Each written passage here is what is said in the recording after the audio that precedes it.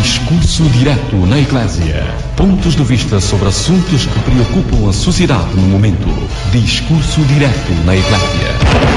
As nossas melhores saudações, bem-vindos a mais uma edição do Discurso Direto, o espaço de entrevista de fundo da Rádio Eclésia.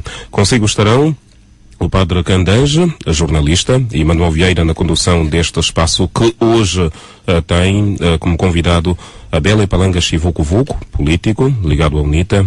Bem-vindo ao nosso programa.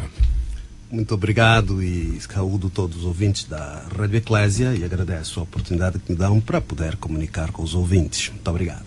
Muito bem, é inevitável começamos por aí. A África não será a mesma com a partida de Gaddafi.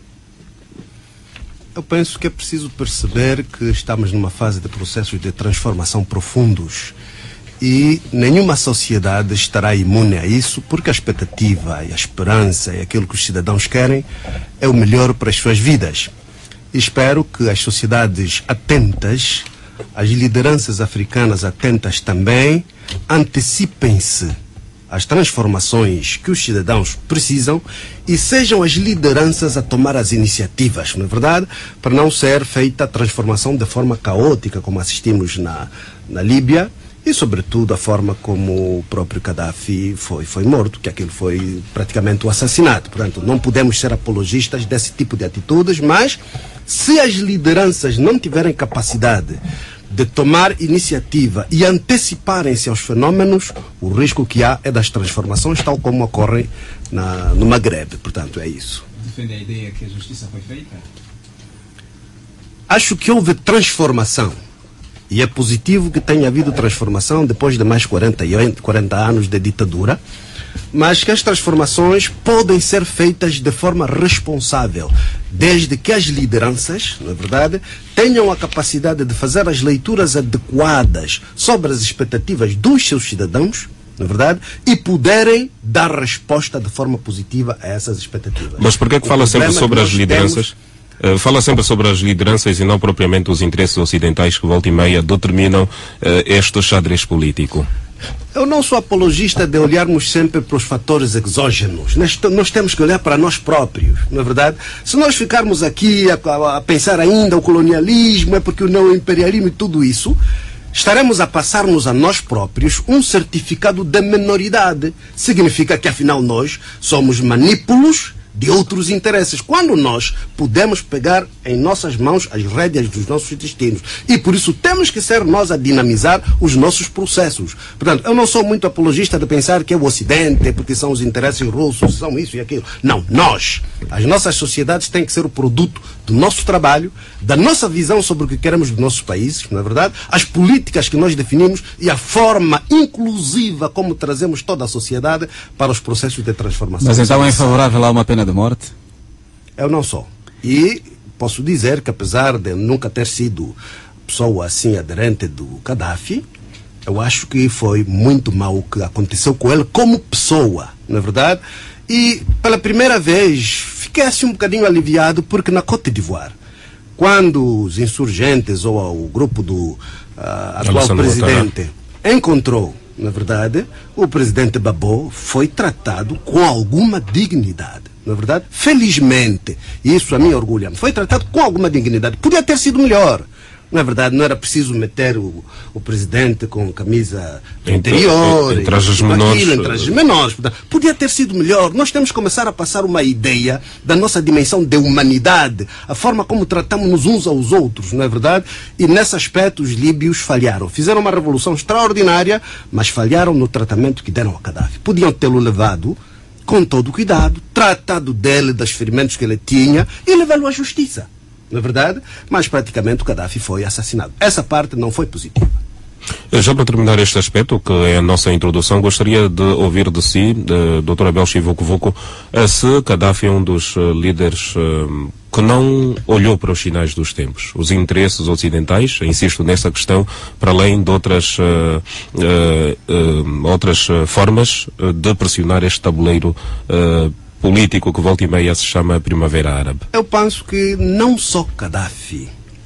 O problema fundamental de África é que a transformação e essa revolução democrática de África dos anos 89, 90 não foi um fenômeno iniciado por convicções, não é verdade? Portanto, todas essas lideranças que fizeram algumas transformações foi ou por pressões internas, dos fenômenos internos, no nosso caso foi o fenômeno interno da guerra civil, na verdade, porque senão o regime não se teria transformado, na verdade, mas por outro lado também as influências geoestratégicas depois da queda do Muro de Berlim e o descrédito do comunismo e todas essas filosofias de esquerda, na verdade, e por outro lado o facto do próprio Ocidente ter introduzido os fatores condicionantes para as ajudas. Isso é que fez com que os líderes mudassem, mas as convicções não se alteraram, na verdade. Portanto, fizeram uma metamorfose apenas para manterem-se no poder. E eu depois vou referir isso. No nosso caso também é assim. Nós aqui temos, de facto, um problema de que os mesmos que eram fortemente de partido único, comunistas, etc., de repente parece que são os melhores democratas. Mas na prática continuam com as práticas do passado. É por isso que não permitem manifestações, é por isso que manipulam a comunicação social, é por isso que intoxicam a juventude. Então podemos falar que há virtudes no regime de Gaddafi. O que eu quero dizer é exatamente o contrário. O que quero dizer é que todas essas gerações não conseguiram fazer de facto a transição do ponto de vista mental, em termos de valores, em termos de princípios, em termos de crenças. Ajustaram-se por necessidade, metamorfosearam-se, mas não se transformaram em valores, não acreditam. E nós aqui temos o exemplo, o presidente tem dito sempre, o presidente da República, que a democracia foi imposta, significa não acredita. Quem não acredita não pode implementar uma coisa que não acredita. É preciso ter fé. Portanto, a Revolução Democrática em África, na maioria dos casos, salvo algumas exceções, na verdade não foi fenômeno iniciado.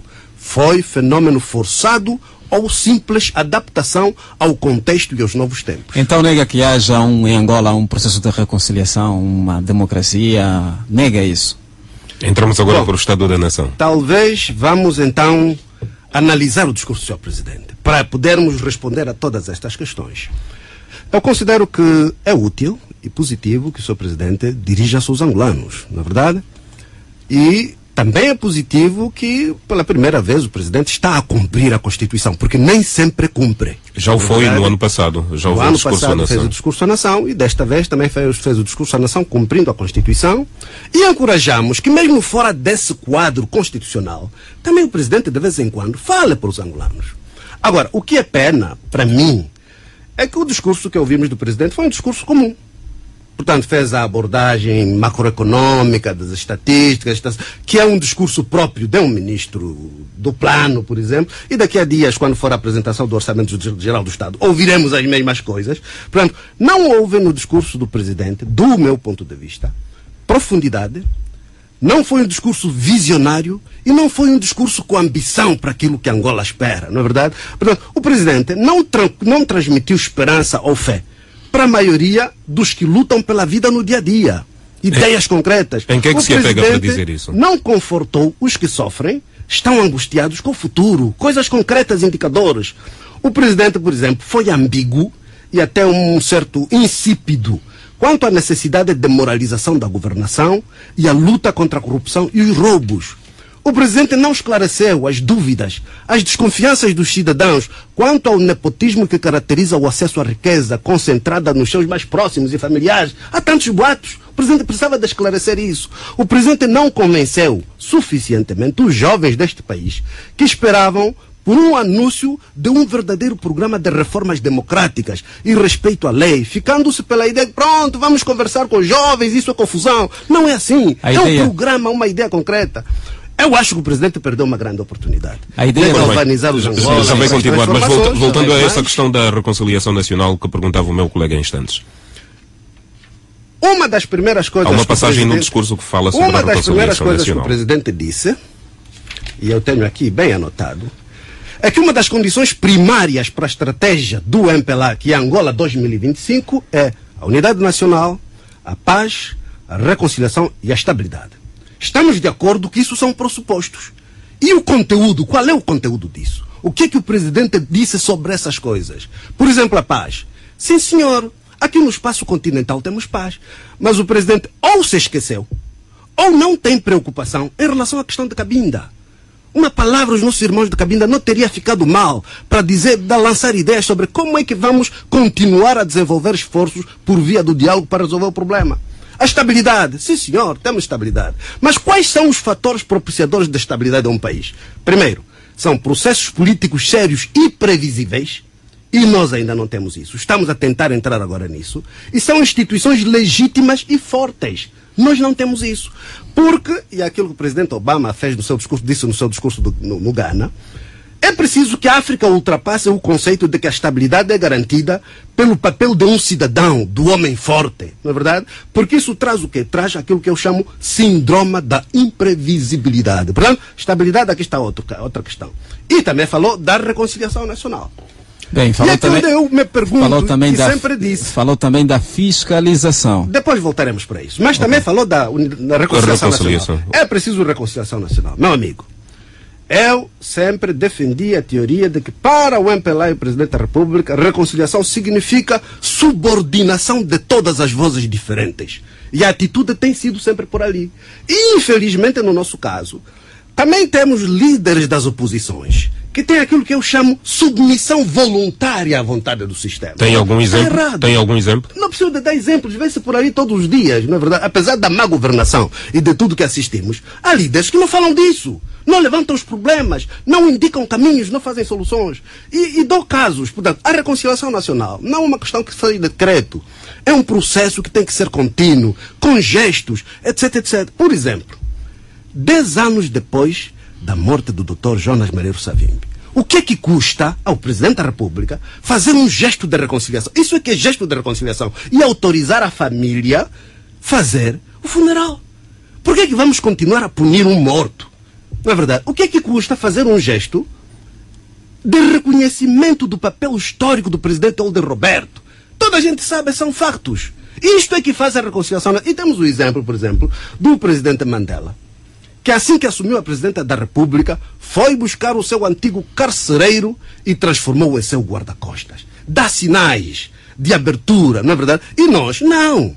Nós temos essa tendência, e o regime tem essa tendência, é só o MPLA, a história é só o MPLA, quem lutou é só o MPLA. Não se faz reconciliação nacional. Então, o que é que indicaria? Busca-se a submissão dos outros. E há os que aceitam voluntariamente esta submissão. Eu não aceito. Então não há indicadores de reconciliação em Angola. Significa que nós não estamos a dar os passos profundos e suficientes que podemos dar. Uma coisa é dar passos profundos. Da mesma maneira. Uma coisa é, Sra. Bela, uma coisa é dar passos profundos que são requeridos pela pressa que nós temos de nos reconciliarmos efetivamente. Outra coisa é estarmos em processo. No processo nós começamos de 0, 1, 12 e vamos contando passos. Eu considero não haverá nenhum indicador. Podemos dizer que estamos no processo, mas nós temos que ter ambição.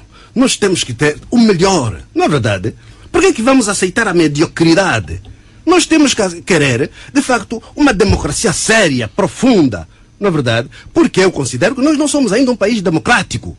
Nós temos que querer processos sérios. E, de facto, eu vou olhar, por exemplo, para as várias coisas que o Presidente disse. Se me permitem. Abordamos esse aspecto daquilo que o Presidente chamou de a condição primária da Agenda Angola 2025.